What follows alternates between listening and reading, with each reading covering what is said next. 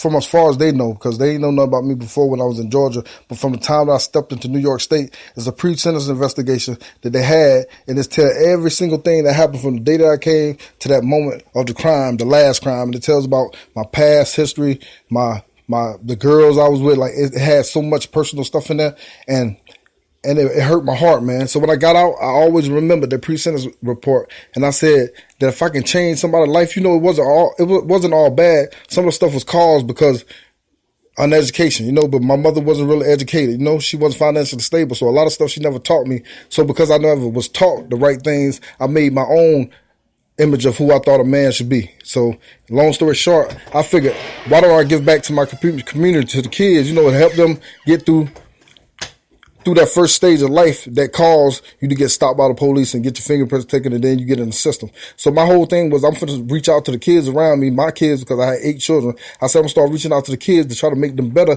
so they don't get stopped by they don't be profiled because they know not to wear the certain types of clothes and how to, avoid the police at all costs, because in the end, that's going to destroy your life. And I said, instead of just helping my 8 kids and reaching out to my kids, then I can reach out past them, because what if, me and my baby mothers might have a situation between us. We can't talk, and she don't let me see the kids. So I felt like if I can't give to all my kids, I'm going to give to more than my kids. So that's my way of giving back to God for all the bad stuff I did, because I looked at my life and for what it's worth. I thought about it. If I'm in front of God and he's sitting there asking me like pre-sentence investigation of my life, what he going to look at when it's time for me to be judged? You still get an ass whipping though, right? Yeah, point blank. So I'm sitting there saying to myself, I have to do something good to make up for the bad I've done. So I started the foundation. It's called the Urban's Future Foundation. And I remember one day when I was in prison, it all came from a drawing. I was doing some time before, and a young man, he was always drawing. So I told him, hey, could you draw a picture of a little boy on his knees with handcuffs on with his hand over his face crying? He's like, yeah. So he drew the picture for him. I paid him for it, like 16 suits and, like 4 stamps. Like, I paid a good change for that picture. So, round of applause for the stairs, man. Round of applause for the stairs. Yeah. I had to hustle with them. But anyway, that little image he drew it for me and gave it to me. It was personal, something I kept for years and years and years. So that moment when he drew it was like 7 years, 8 years later before I used it. So at this moment, when I was trying to start the foundation, there was a lot of procedures and steps I had to take, like as far as lawful. And one of the things was corporate seals. So you needed a seal to show them who your company was, or an image of what you do. I know GA. So what I did. I want to say something, G. GA is from Georgia, right? This nigga sound like a New York nigga. Did you know why he don't understand why he sound like a New York nigga? This is why he don't understand it, right? And he understands he sound like a New York nigga. And all of us, when the way we are, we feel that way, right? Do you hear how he putting this story in you so fast? Shout out GA. I'm just hold on. Do you hear why he's doing that? Because he has a certain amount of time. So a motherfucker spitting fast, it's not a motherfucker just talking too fast. It's like, yo, it's so much information that you need to understand. All right, G, I'm gonna hold on a second. I'm gonna hold on for a second. All right, my bad. All right, here we go. So basically, the corporate seal, I use that because you had to have a seal to notify what your company is. You need something to show who you are. So my seal was the little boy that the boy drew for me. I put a circle on it and a slash, like you have a no smoking sign around a little boy. And the first name I came up was the Oppression Foundation. You know what I mean? Like, just no more oppression. That's why he had on handcuffs like that. No more that I had the handcuffs broken, So, at first that was my symbol, and then I changed it over time because it was like, I had to find something that was going to fit not just that moment, but fit everybody. Like I want to, in the end, my visualization of this was going to be from Georgia to New York and everything in between. So I came up with the Urban's Future Foundation because that's the hood. So basically it's for us, the Urban's Future Foundation. You know what I mean? It's to build us, rebuild us, and take us back to where we're supposed to be. So that was the whole point of it. But then hold on. Then another thing, I'm from the street, so it's always an intellectual part of me, then it's a street part of me. So instead of the Urban's Future Foundation, to make it simple, I put Tuff Foundation with the symbol, like I said. And then I went down south, and I still got the foundation, but I had to do a little different from what I did in New York, because down south, it's a whole different vibe. It's a whole different tribe. So you got to come at tribes. You got to speak the language of the tribe. So I started a little record company called Northeast Georgia Studios. So you might be able to find that on Facebook, YouTube, or somewhere like that. Shout out Northeast Georgia Studios. Shout out. Yeah. So you'll be able to find out. So basically, the Urban Future Foundation is the mother company of all of the other stuff that's gonna happen after that. But so I started Urban Future Foundation from a hardship, from pain, from somewhere deep and dark. It ain't just because they're 25 years I was facing, but because of the 5 to 15 I did before that, the 3.5 to 9 I did before that, a year in the county, like all of that all together. Plus, losing moms at a young age as far as her going to live her life. I'm going my way. My pops passed away. My brother passed away. A lot of stuff happened in my life. So it came from a dark place and it's supposed to bring light.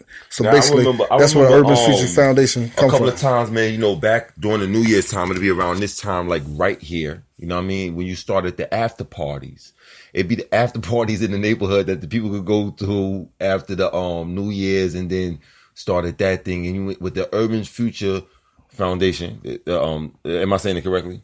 Yeah, it's the Urban Future Foundation. The Urban Future Foundation. I remember you used to have the Tuff security. And a couple of times I think I was on payroll for the security one time. Yes, you know what I'm saying? Shout out to me, you know what I'm saying, for doing your security for you.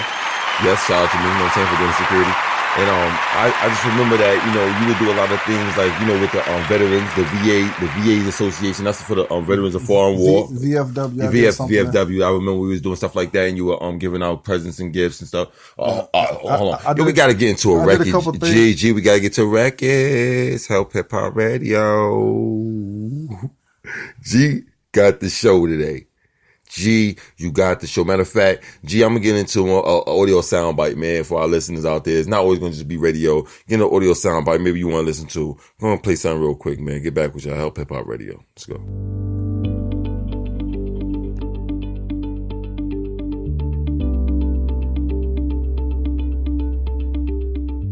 In hosting the A&E documentary series, Who Killed Tupac, one of the things I came to understand is the excuse given by police why they did not solve the heinous murder of Tupac Shakur.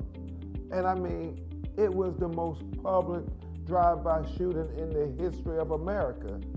But they say it was because they couldn't get witnesses to cooperate. I'm just shocked by that, because I believe if Elvis Presley had been killed in Las Vegas at the intersection of Flamingo and Las Vegas Boulevard, then it wouldn't matter if witnesses were not talking. It wouldn't matter if somebody said they didn't want to cooperate. They would have solved that crime. I think it comes back to due process of the law. Due process isn't something that starts in the courtroom. Due process starts in the investigatory stages with the police trying to gather and collect the evidence. And when you look at what we are doing 20 years later, how we can get answers and we can find aspects of things that should have been found and could have been found out about the murder of Tupac Shakur, it's just astonishing. But it goes back to due process of the law, the fair administration of justice for everybody. When a person like Tupac is accused of a crime, they can figure out how to make sure they're convicted. But when you're the victim, it seems like the rules just change. And we got to work on that in America. Due process of the law is the key.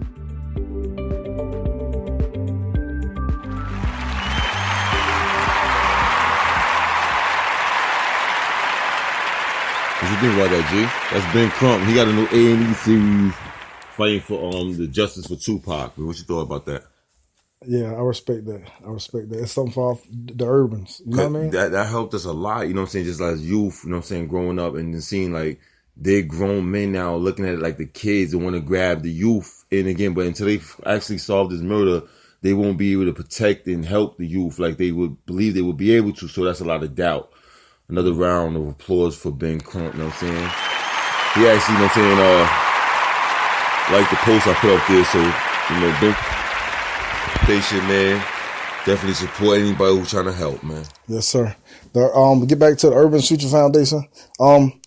Basically, our mission statement was to take the youth and give them entertainment And then from the entertainment, bring more youth into the sector and take them and go out and reach the old people, do landscaping, taking out garbage, cleaning, doing stuff the old people can do. So we reuniting the gap between the youth and the old to let the youth see how life can pass you by and how it's going to be in the end. And that way it'll give them a rude awakening or some reality check, you know?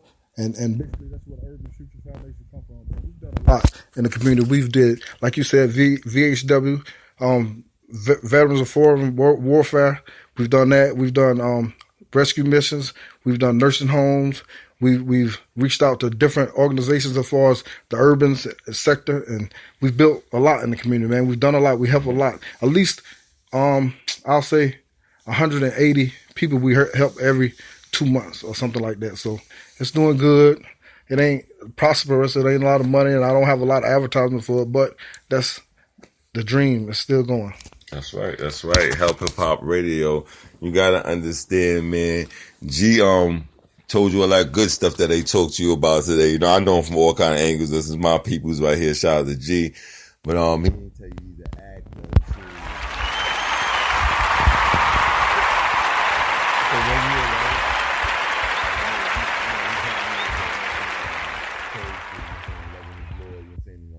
they did a production, but they rented out the I believe the Stanley Theater. Was it Stanley Theater?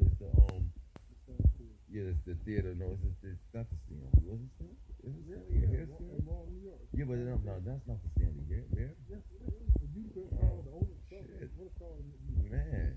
Yeah, wow. I believe in, all right, so, okay. Yeah, that's what it is. Yes, that's the Capitol. I was in a play called Capitol Theater.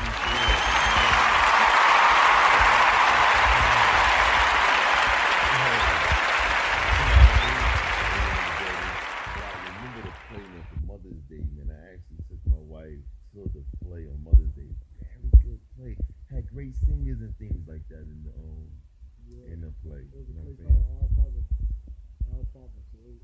Yes, I did go get me a ticket, walk inside the theater like I was back in school, walking into an auditorium and whatnot.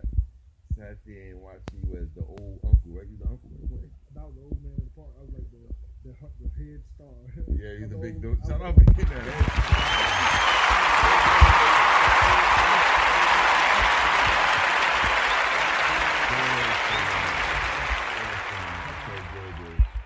Share this little time. I said I'm gonna catch you in the live real quick. I'm gonna do a show, play some records, man. Rock out, man. Just show you, you know what I'm saying? Like, those who out there listening, man. This is serious.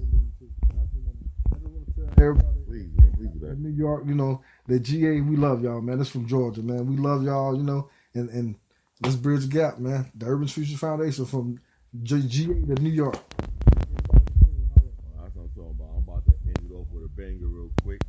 You know what I'm saying? GA in the building. Shout out to Zed Black. You know Zed Black in the way out here. NY, right? Yes, sir. Gotta get a show with Zed. Facebook. Gotta get a show. Can I give him my Facebook?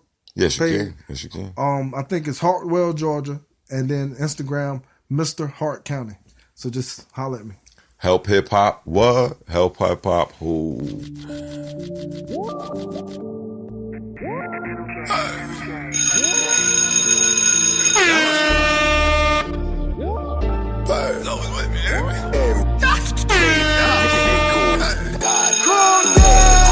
Like a savage, I can collect my passion. I live my life for how I want to. I'm a fucking savage, fuck you gon' do. Say the damn carrot kept my disappearance. Say the real prayers for the parents. I live my life just like a devil do. I take a walk inside my devil do. I live my life like a savage. I can collect my passion. I live my life for how I want to. I'm a fucking savage, fuck you gon' do. Say the damn carrot kept my disappearance. Say the real prayers for the parents. I live my life just like a devil do. I take a walk inside my devil do. Set the crooked man, he chasing you. Never with the flush, shade in a minute. Catch a slipping nigga, catch him bleeding. Murder living, that's a life I live. Crack his skull, I love to get involved. Violent next to all the people. Hey, fuck the police, I go medieval. I'm a living demon, I don't fear people. I'ma pray to God for the sign. I'm a fucking savage, got me real low. That I let them have fucking holes in them. Fucking soul running to the stars. Sipping blood and Mary at the cemetery. Smoking loud with Ben and Jerry's. I see ghosts in cemeteries. I see fairies and Timmy Turters. I see witches on every corner. I'm a crazy nigga living, I don't give a fuck. I'm worried about my business. I got my devil shit. shoes. I got my devil shoes. I been walking with the devil too. I'm a crazy nigga living, I ain't give a fuck. I don't worry about my business. I got my devil shoes. I got my devil shoes. I been walking with the devil too. I live my life like a savage.